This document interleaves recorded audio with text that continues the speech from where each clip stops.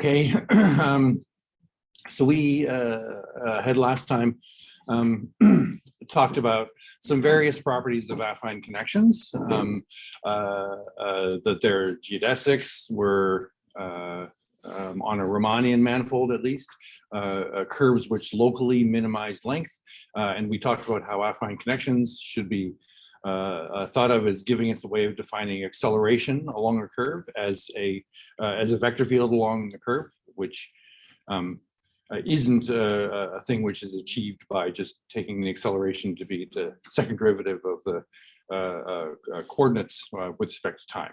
Okay.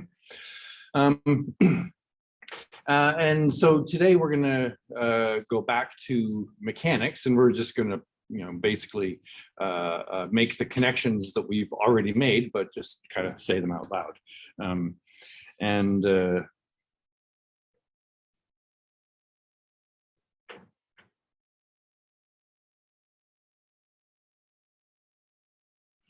Okay, so last, a few weeks ago now, we stated a theorem concerning the equations of motion for mechanical systems. So we're going to say let Q be the configuration manifold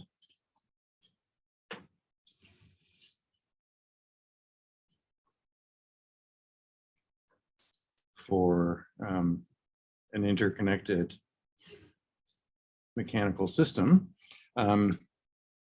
Let G be the kinetic energy metric.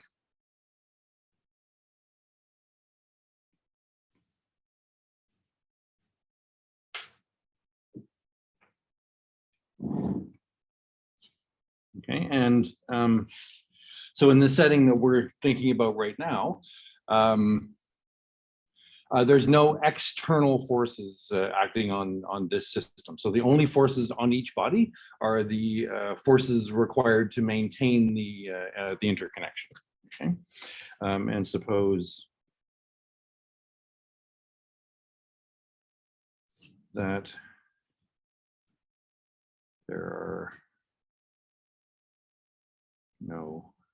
We're going to be talking, starting today, about forces properly, and so all these statements about forces will make more sense then.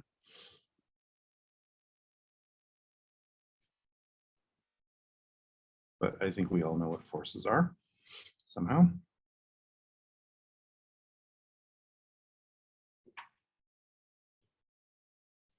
Okay. All right, so then for a curve, T goes to gamma of T in Q. We have some equivalent statements. And so previously,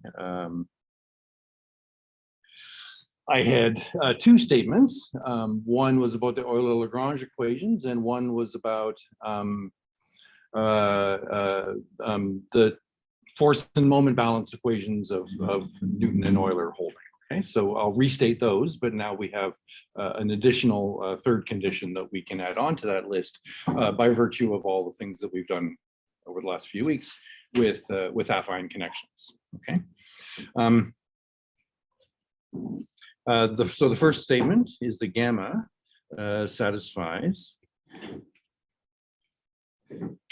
the Newton-Euler equations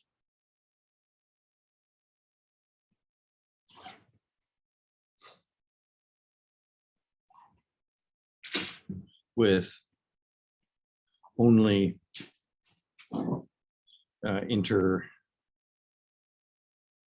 interconnection forces and torques.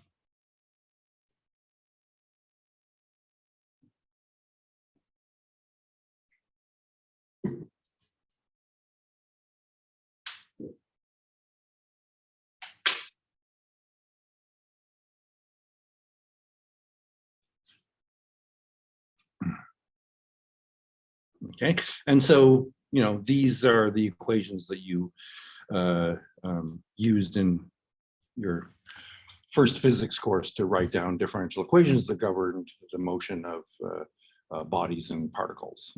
And then, of course, in your introductory course, that would have been in simple settings, typically planar or somewhat simplified three-dimensional motion.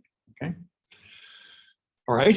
So that's one property or one condition. The other, as we've seen, is the gamma satisfies the Euler-Lagrange equations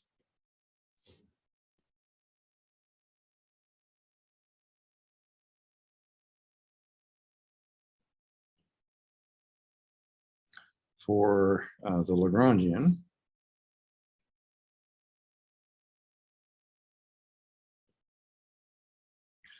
L in kinetic energy.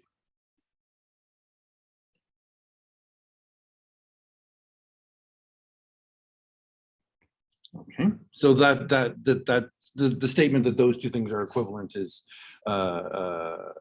one that I made before, and I told you at that time that you can kludge some proofs to this, but to give a nice proof in sort of the way that we do things in this course is not exactly perfectly straightforward. In fact, the kludge proof isn't exactly straightforward either. So the equivalence of 1 and 2 is something we'll kind of just take for granted, but there's some substance there. Okay. But the equivalence of say 2 with 3 is the thing that we already figured out, and that is that gamma is a geodesic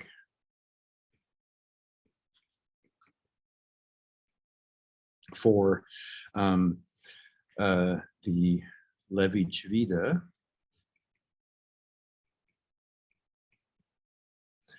connection. Okay, and so we had notation for that particular affine connection, and it was nabla with a G on top, associated to G. Okay. And so that is where you make the connection between mechanics and a large body of mathematics, namely Riemannian geometry. And there's very interesting connections between those subjects. There's things in mechanics that you can think about that can be answered by thinking about corresponding problems in Riemannian geometry.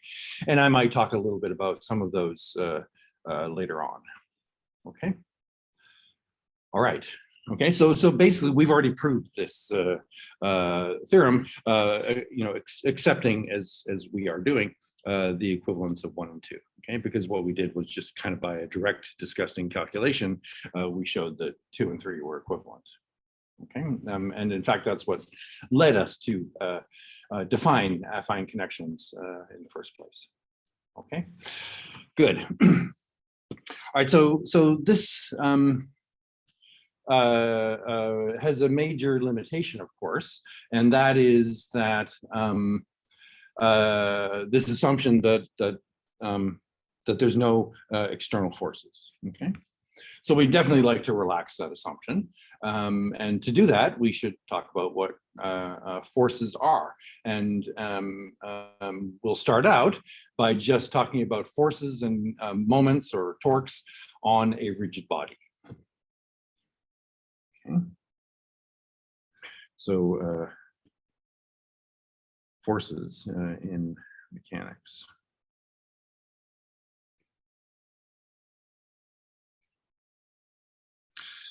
All right.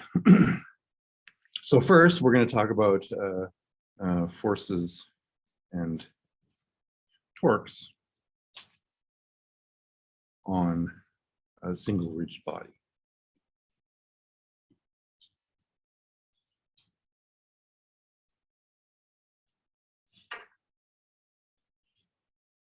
Okay. All right, so we have our usual picture of a rigid body.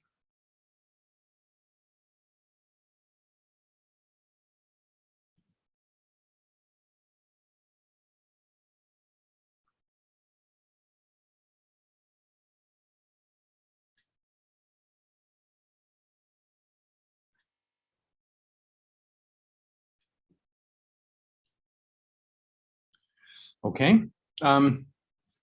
And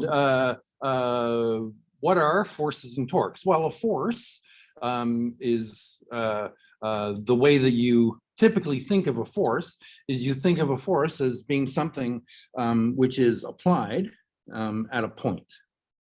Okay, so we have a force, and I'll call that little f. Okay. Now, it's convenient to think of a force that way, but forces don't always come to you in that form. So, it can very well be the case that you have a force which is distributed across the body. Okay, so a perfect example of that would be a body moving in a fluid, right? So as the body moves in the fluid, it creates drag on itself by the friction caused as the fluid moves over the surface, and that is a force which is going to be distributed over the entire body, and at different points in the body, the magnitude and direction of that force is going to be different. But what you can do in any case of a distributed force is you can always integrate that force over the surface of the body and end up with a single resultant force which has a magnitude and a direction. Okay, so I'm going to kind of assume that that's all been done and that a force comes to us packaged in terms of a single vector which has a point of the body at which it's applied. Okay, and in the case of a distributed force across the surface of the body, that force would be called the center of force. Okay, and it's kind of like the center of mass. The center of mass is kind of the balancing point where mass is distributed equally in every direction. The same thing is true of the center of force. Okay, it's the point at which the forces exerted in all directions around that point are the same. Okay, but in any case, like I said, I'm just going to assume that that's all been kind of done for us, and we end up with a single resultant force, which is just a vector f applied at a point. Okay, and then a torque. I'm also going to represent as a vector, and I'm going to call that vector tau. Okay, and as you may remember from physics, torques don't come with points at which they are applied. A moment is applied to kind of the whole rotational motion of the body, and there's kind of real reasons for why that is.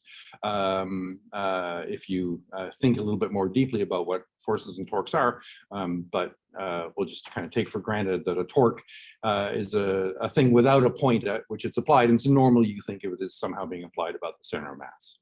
Okay, and so if a torque is a vector in R3, okay, like I've kind of drawn it in this picture, you like to think of a torque as being like a twist, right?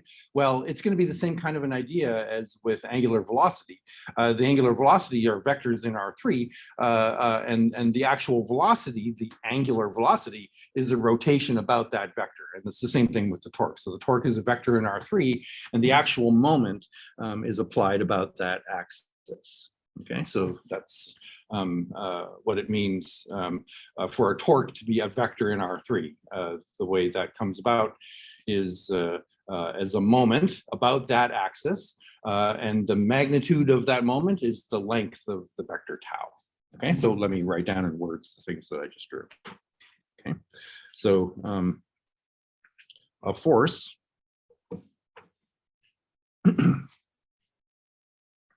F in R3 is applied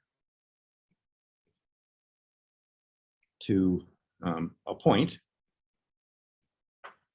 And, I've kind of drawn it like the point is physically in the body. So, it's kind of being applied at some point in space at which the body actually has substance. But that need not be the case, of course. If you have a distributed force and you do the calculation of the actual force, the body may have holes in it, and the actual center of force may be in one of those holes. So it doesn't necessarily have to be a point in the body where there's kind of, substance. It's just some point in space, actually, and that point in space moves with the body. Okay, so at a point that moves with the body is the punchline.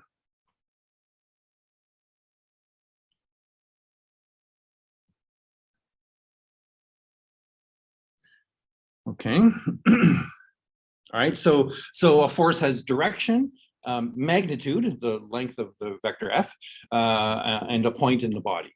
And so normally the first thing you do when you have a force which is not applied at the center of mass is you do a translation. Okay, so a force not applied at the center of mass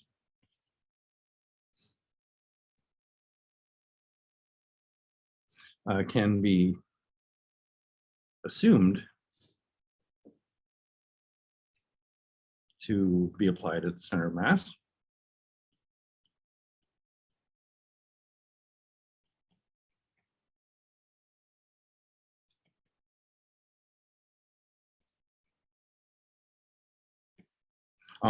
Along with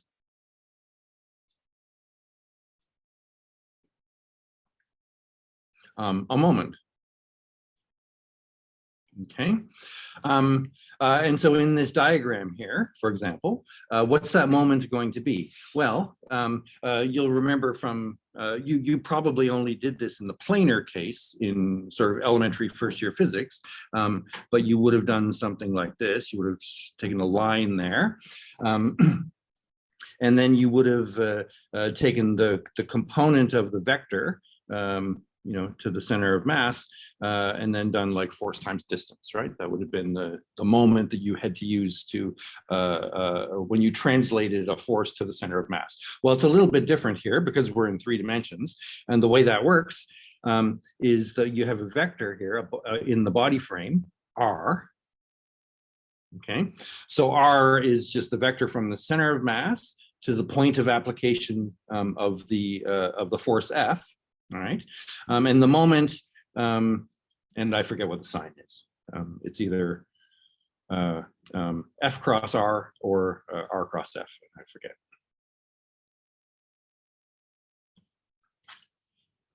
Okay.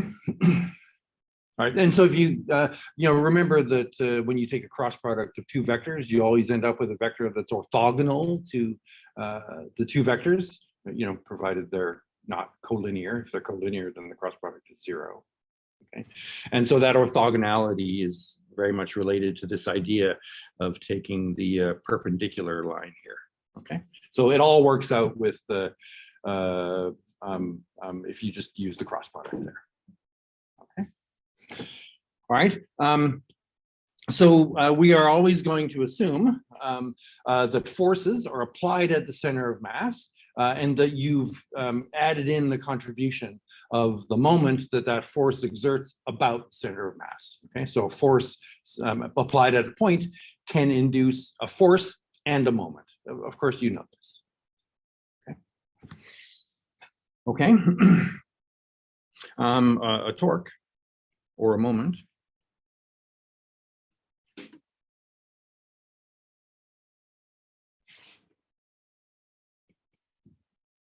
is also a vector in R3.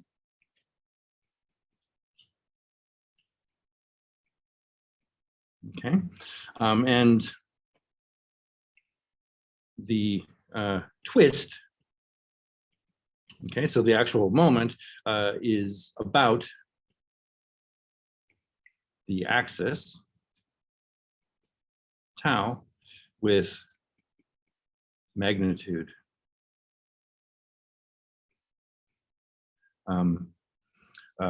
being the length of the vector tau. Okay, and so there's some units floating around here, of course. Okay. All right. All right, so that's how we interpret forces, physical forces and torques in this setup of how they relate to a single rigid body. Okay, now, what we want to do is we want to have a recipe for converting forces applied to a body, okay, into, okay, so what we have when we have the geodesic equations is we have, you know, equations that look like this. All right, and what we want to do is we want to come up with a recipe for replacing the zero here with, you know, something like F, okay, a force, and the force is going to be kind of the effect of the collection of all of the external forces applied to all of the bodies of your system. Okay, so each body of your system is going to have a force and a moment applied to it.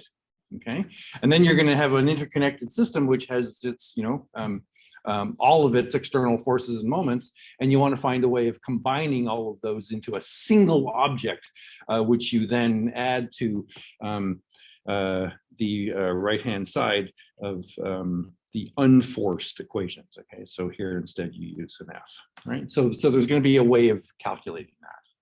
All right, so and the way that you get at that is through the concept of work. Okay. So let gamma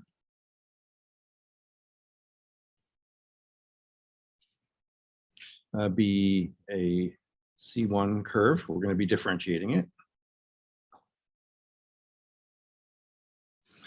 So gamma is a C1 curve.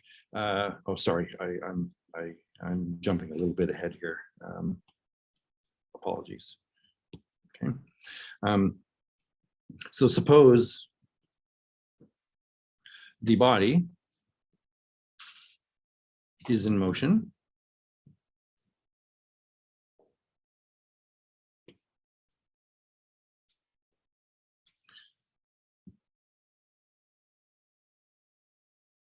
Okay, so what does that mean? So that means that it's undergoing a motion like this.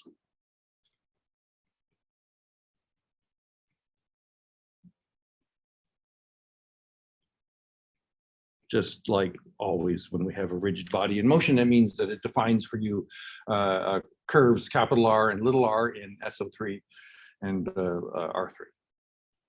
Okay.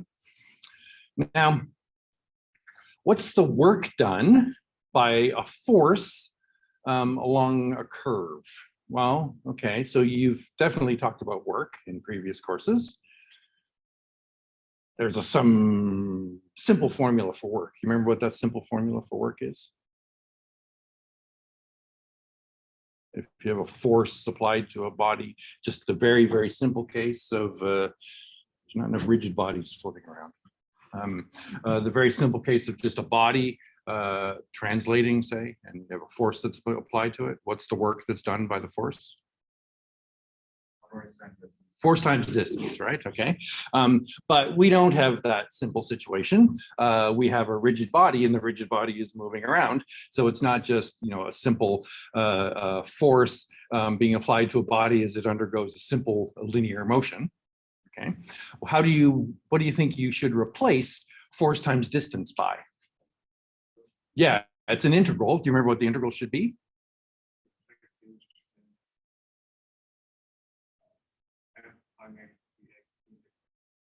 I'm not sure what you mean exactly. How about you integrate force times velocity? Right, because and so let me just do some hand scratches here, and maybe this connects with what you were saying, right?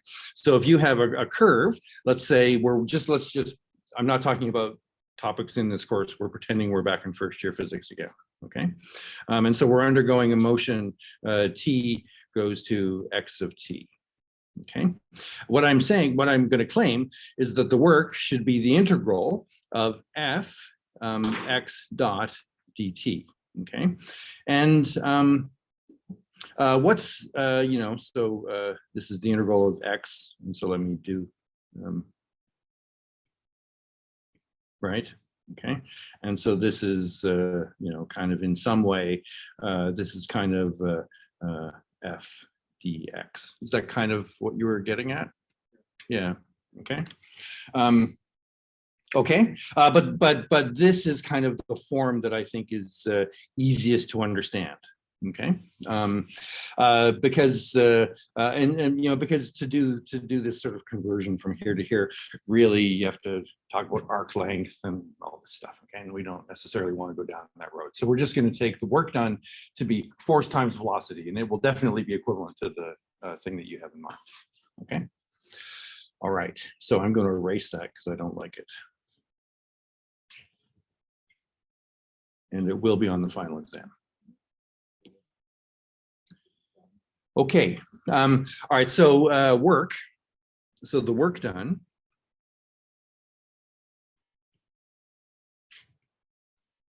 by a force, F, and I'm going to allow the force maybe to depend on time. By the work done by a force on, let's just keep it simple for the moment, a particle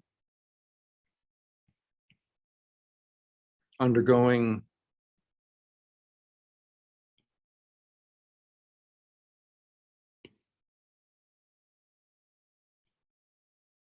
a motion like so is work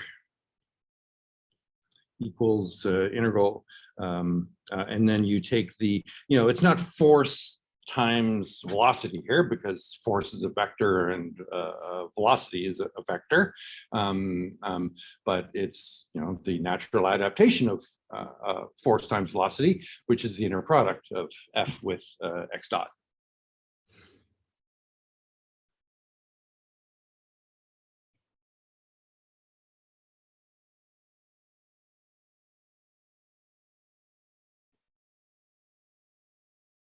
Okay. All right, so this notion of work will agree with all the other notions of work that you have in your mind.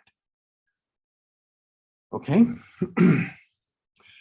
All right, so what we want to do now, this is for just a particle, but we also have a rigid body, which is not just translating, but it's also, of course, rotating. But there's kind of an obvious adaptation of that, and that is you're going to, you know, you're going to have kind of work, just like kinetic energy, is going to have a translational component and a rotational component. And, you know, this will kind of be the translational component where we're going to replace x dot, of course, with r dot. Okay. And then there's going to be a translational component, and, you know, surprise, surprise, there's going to be a torque here applied to angular velocity. Okay. So a body. Okay, so let me just say analogously.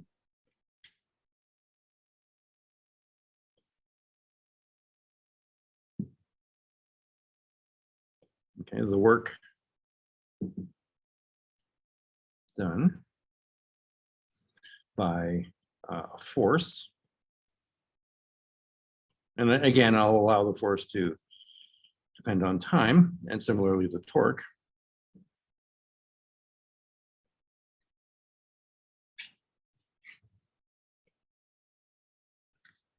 On a body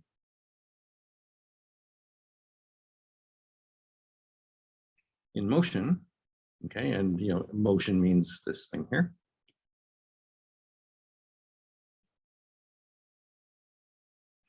Okay, so the only thing left now is details. Okay, so the translational component of work is just what I said.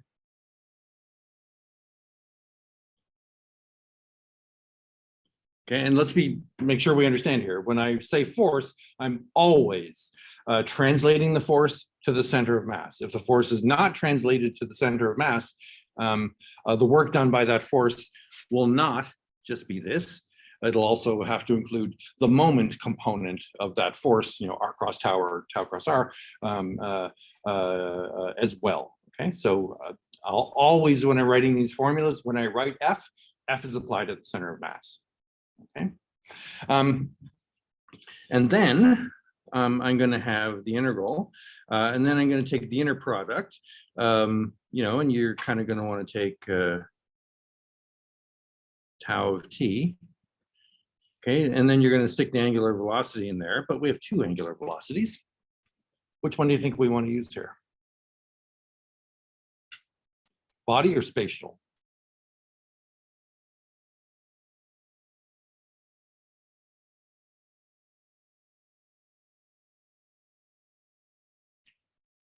Yeah, spatial. So I'll say a few words about that. Okay. All right. So notice. Okay.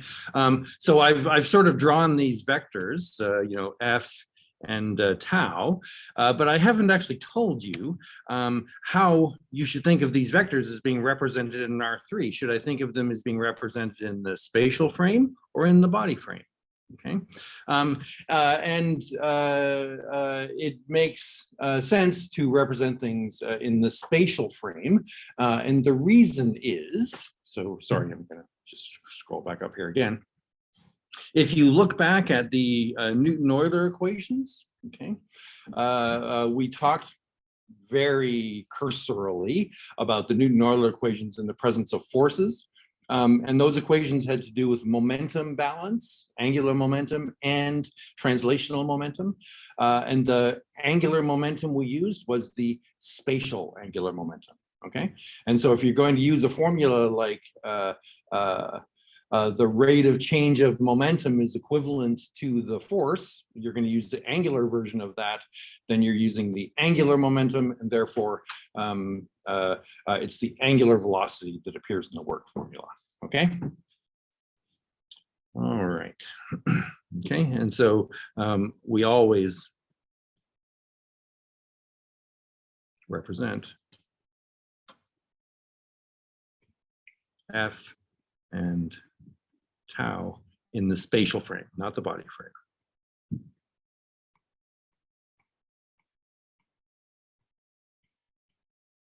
Okay. All right. Okay, so this is the formula for work. It's a nice formula, but it has a silly drawback. Okay, and the silly drawback is simply that it's possible that, you know, because I might be integrating these things, so I'm integrating these over some interval I that I carefully and sloppily didn't write down, and it's entirely possible, if you know the forces are defined on an unbounded time domain, that those integrals will not be finite, right? If I just, you know, take a body moving with a uniform velocity, and I have a constant force applied to it, and I apply that formula to calculate the work. If I allow the time to go to infinity, you know, of course, that's an idealization, but it's an idealization that we often make, then the work will be infinite. So we don't actually want to deal with work, okay? What we really want to work with, because then we're always guaranteed at least that it's going to be a finite quantity, is power, okay? Thinking back again to first year physics, what's power? You remember? You know, there's multiple versions of it depending on exactly the data that you're starting with. But in terms of work, how's power related to work? The time derivative, right? So power is d work by dt, which is convenient because that just serves to get rid of the integral. Okay, so work may not be finite.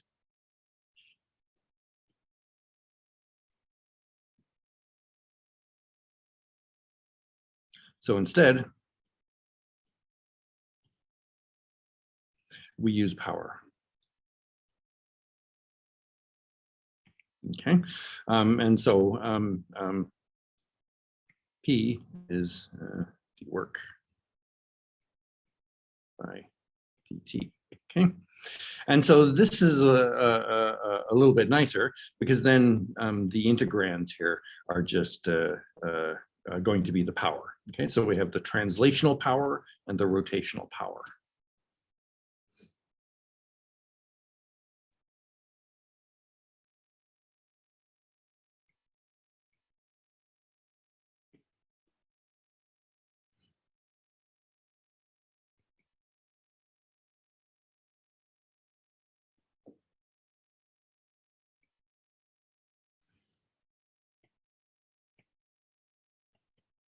Okay, and so the power is a function of t as the motion progresses.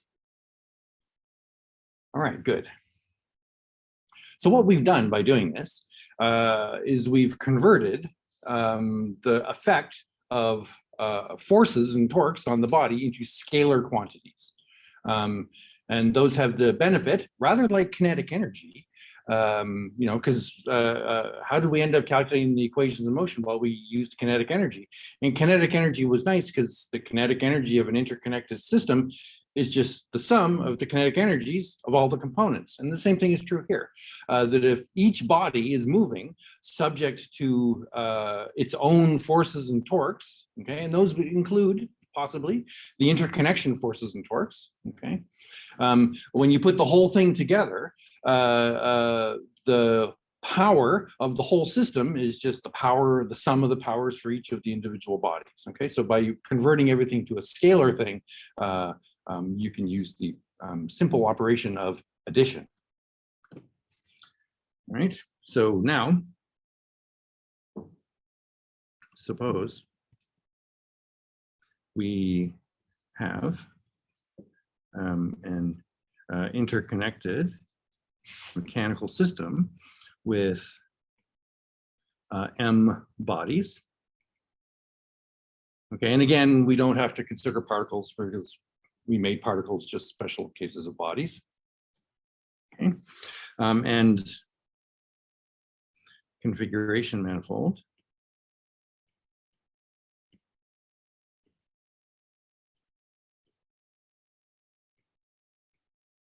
Q in Q free.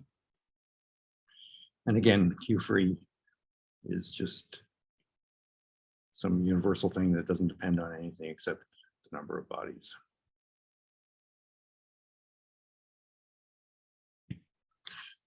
Okay. All right, now each body, so body A, let's say. Okay, so A here's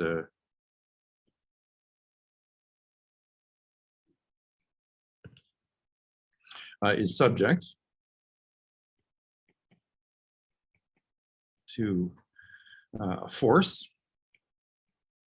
And again, I will consider the force to be just a function of time. We're going to talk later that you naturally will want to think of forces as being dependent on things other than just time, but that just complicates things for where we are right now.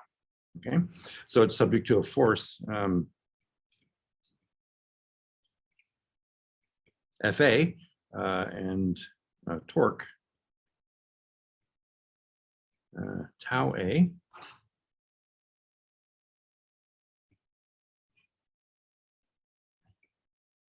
Like so. All right. So then the power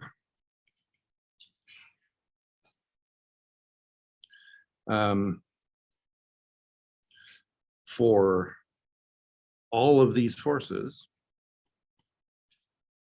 and torques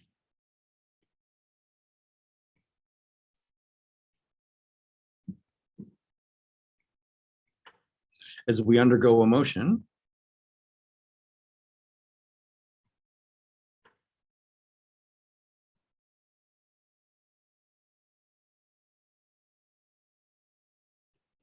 okay, so now it's a motion in Q. Okay, is just going to be the sum of the powers of all of the individual bodies.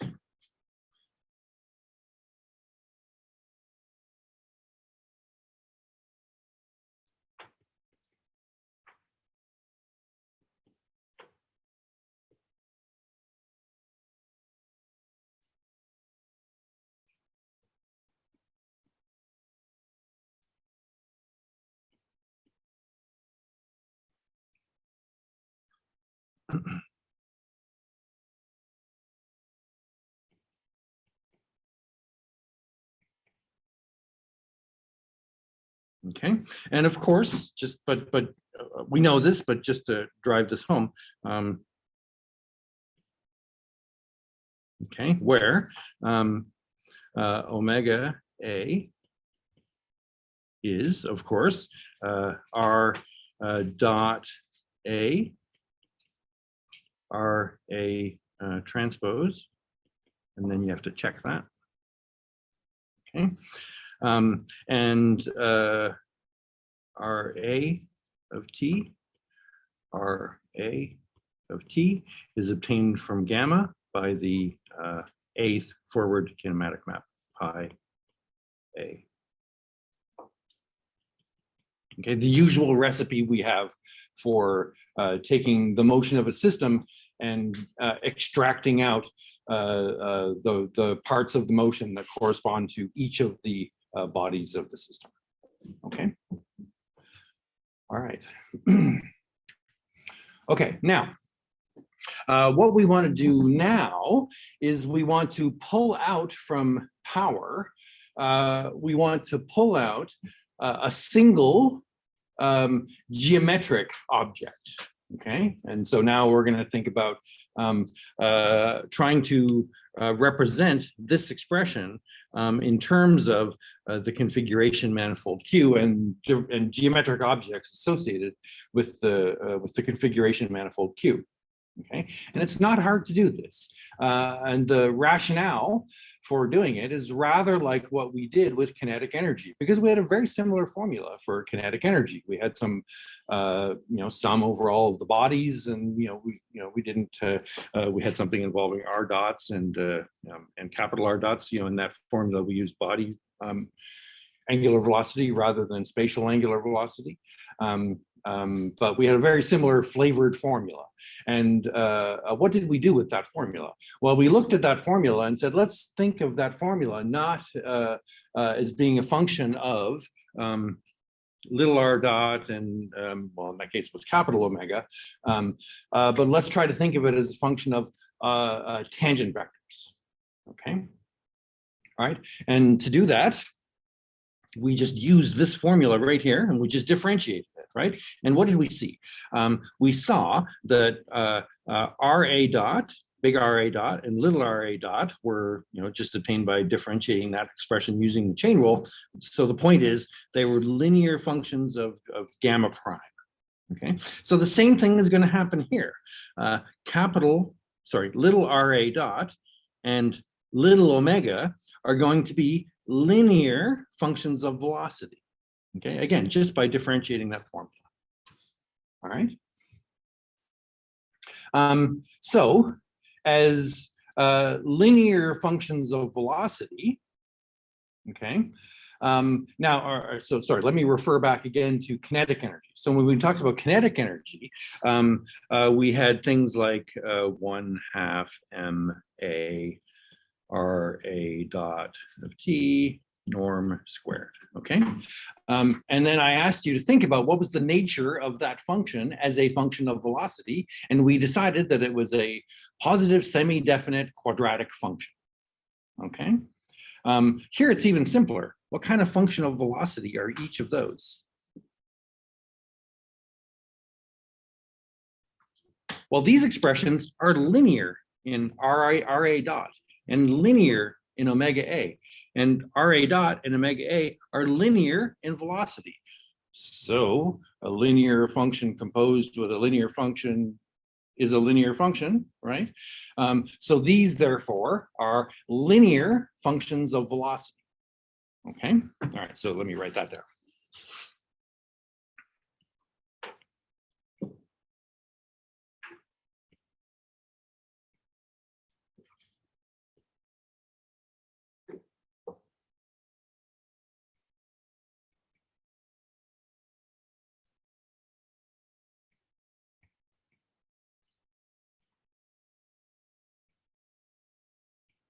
Okay, just by all the stuff that I just said. Okay, linear scalar function of velocity. Does that sound like a geometric object that we know about?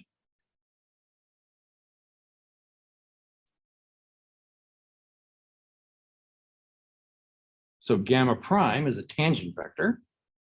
Okay, so we have a linear scalar valued function of a tangent vector. We had a name for those. We called them cotangent vectors. Okay, so thus, there is something which I'll write as capital F of t, and f of t I know is going to be, because this expression is linear in this, f of t is going to be, a linear function on here, which means it's going to be in the cotangent space at gamma of t, q. Okay, there is a thing like that, and it has to satisfy some formula.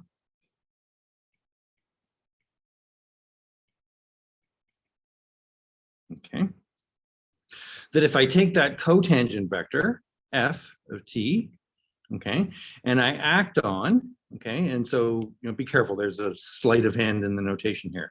The semicolon means it's not an inner product like it is here with the comma. Okay, these are inner products.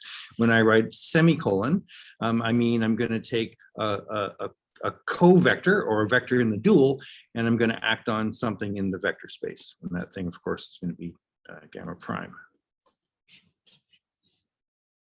Okay.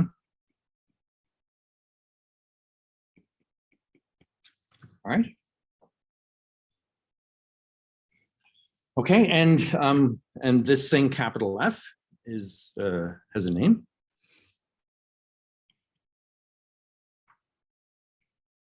This is called the Lagrange force.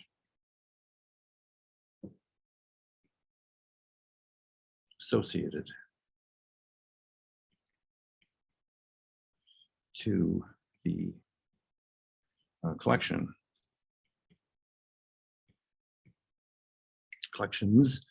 F1 up to Fm and tau1, tau m of forces and torques.